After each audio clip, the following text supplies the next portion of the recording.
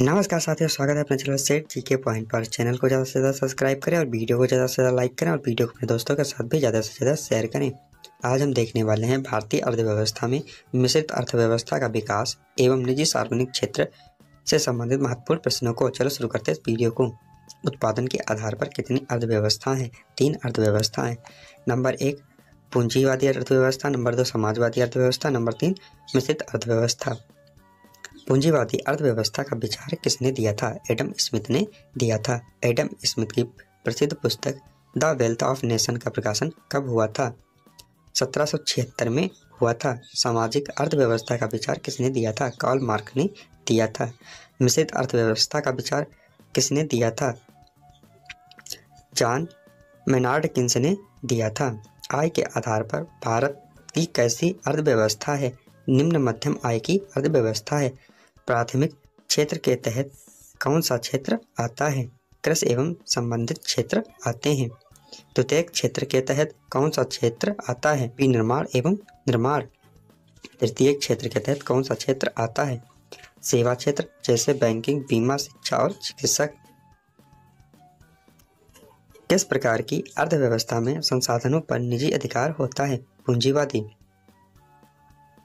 मुक्त बाजार अर्थव्यवस्था की एक विशेषता क्या है?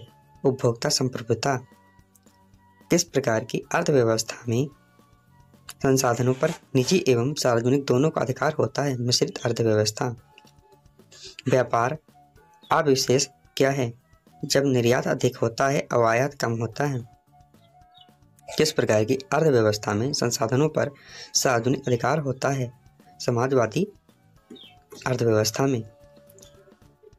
भारत में बेरोजगारी के आंकड़े कौन प्रकाशित करता है? भारत में बेरोजगारी के आंकड़े कौन प्रकाशित करता है? NSSO। बंद अर्थव्यवस्था का अर्थ क्या है? जिसमें ना तो निर्यात ना ही आयात होता है।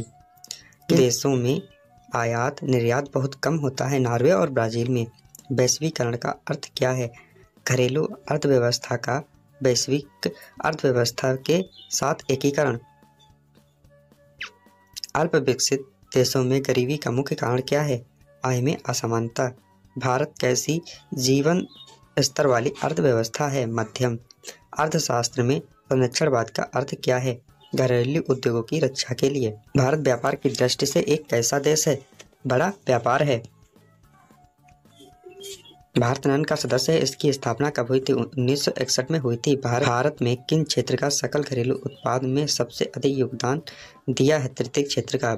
भारतीय अर्थव्यवस्था में किस क्षेत्र में सर्वाधिक रोजगार प्रदान किए हैं? प्राथमिक क्षेत्र ने। औद्योगिक क्षेत्र को किस रूप में जाना जाता है? तृतीय क्षेत्र में जाना जाता है।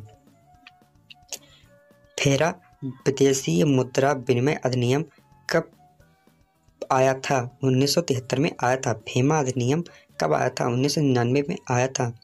MRTP कब आया था? 1969 में आया था। भारत में निर्धनता के स्तर का आकलन किस आधार पर किया जाता है? परिवार के उपभोग व्यय के आधार पर किया जाता है। भारत में राष्ट्रीय आय की गणना किसके द्वारा की जाती है? केंद्रीय सांख्यिकी संगठन द्वारा की जाती है। मूल्य प्रशासन किस प्रकार की अर्थव्यवस्था की विशेषता है? समाजवाद।